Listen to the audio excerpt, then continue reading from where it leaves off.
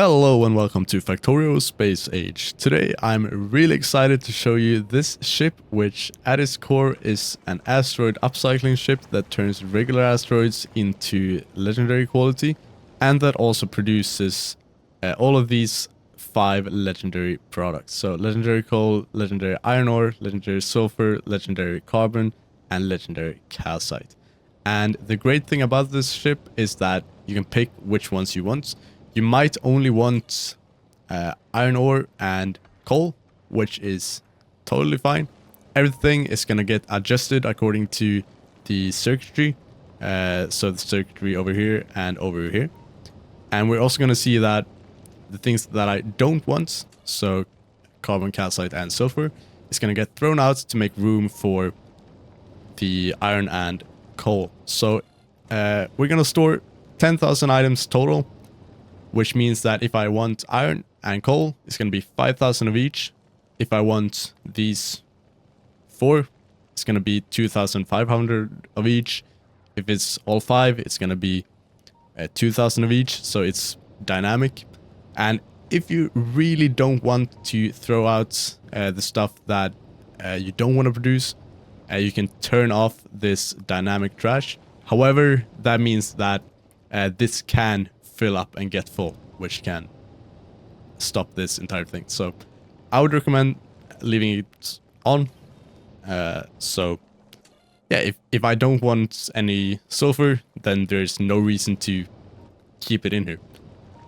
So just select which products you want to have available, and the ship is going to make them for you. So you can either have one ship that produces everything at a bit slower pace, or you can make a few different ships that produces one of these each, or maybe one ship that produces 2 and one ship that produces 3 other ones. I don't know, you can pick yourself. But yeah, I'm really proud of this ship.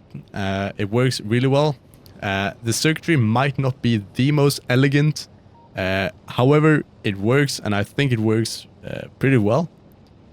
So I'm gonna explain a bit what's going on in every part of this ship, and we're gonna start with the most simple thing, which is fuel and ammo production. So we're gonna start with the ammo, which is incredibly simple. We just have 2 crushers making calcite and iron, and turning that into molten iron, into iron plates, into yellow ammo, which is more than enough to be able to make the trip between Navis and Vulcanus, which is the trip that this ship takes to collect asteroids. And if we move over to the power, we have a dual nuclear reactor nuclear build that powers the entire ship except for these few solar panels. And these 2 nuclear reactors with the neighbor bonus can actually power 16 of these, but I decided to just use 8 because the ship doesn't really need any more than that. So the only really positive thing about having 2 of these is that we get twice the productivity out of the fuel. And if we look up here, we have an arithmetic combinator making sure that we have about at least 50 of each asteroid type on the belt, and that's just to make sure that we can produce enough ammo and fuel at any time, so that we don't get stuck without any asteroids, so that we don't just turn all the asteroids into legendary ones and don't have enough to make any of this. And if we look down here, we have 3 arithmetic combinators that simply turns all the different types of asteroid signals into one type of signal, so that we can look over here at that signal and determine if we can put more onto the belt or not. And this just makes sure that we always have a tiny bit of space left on the outside of the belt, so that it keeps circulating, and it also has some space to add some waste products if we need to waste some ice or anything else. We need to be able to put that on the belt. And now it's time to look a bit at the circuitry that makes this thing work. And I'm gonna be completely honest, it's a bit of a mess, so I'm not gonna be able to explain what every single cable does and every single thing, but I'm gonna be able to broadly explain what's happening. So first, we select what kind of items we want, and this then determines, let's say we want iron, we're gonna output a metallic asteroid because we want that. And same goes for every other type of item, so we're gonna output the type of asteroid that we want. And that's gonna determine if we're gonna be using that type of asteroid down here to make products, or if we're gonna recycle that item into, or that asteroid into some other type until we get the one that we want.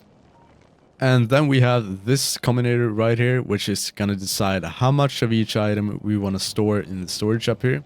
So if we have 5 different types of items, that means that we're gonna divide 10,000, so the total amount of items we want to store, by 5, so we're gonna store 2,000 of each. And then we have a row of combinators right here that decides when we have enough of some items. So since we want to store 2,000 of each item, we're going to see that we have at least 2,000 of carbon, iron ore, and coal, which means that we're only going to want to produce calcite and sulfur, which is what this does. So right now we're only producing calcite and sulfur, and the reason you see carbon going up here as well is because as long as we're only making sulfur and not any other carbonic material, we're gonna need to throw out the carbon. So that's why. So it's the carbon's also going up here, and then when it reaches, I think it's 200 more than the one amount, it's gonna get thrown out. So when it reaches 2,200, and that's for all the items. And then we have this row of combinators right here, which simply turns the signals of what we want into one quality lower. And that's just to be able to, when we put that on the radar, we're going to want to be able to differentiate the signal from all of the other legendary signals. So that helps this inserter know what it should throw out. So if we don't want sulfur, it's going to want to throw out sulfur. And then we have this row of combinators right here, which helps this inserter decide if it's going to pick up sulfur, carbon, both, or neither. And lastly, I realized that I had forgotten about one of these combinators, but that's fine because that's fixed now. So what this does is it decides when we have enough of everything. So it looks at all the different types of products, and when we have 9,900 of everything, so almost 10,000, we decided that we don't want to keep moving back and forth because there's really no reason to move back and forth collecting asteroids if we don't need any more items. However, I just realized that if we want to drop things off at Volcanus, then that means that this condition should not be right there, because if we want to stand still, we're going to want to stand still at Volcanus. And that's mostly everything that I think is interesting about this ship. And if you're curious about anything else, or if you're wondering anything else about this ship, feel free to either grab the blueprint from the description for free and explore for yourself, or you can leave a comment and I will try to answer as best I can. And if you found this useful, feel free to leave a like, or maybe even consider subscribing. That would make me really happy. And with that said, I really hope you enjoyed the video, and I will see you next time.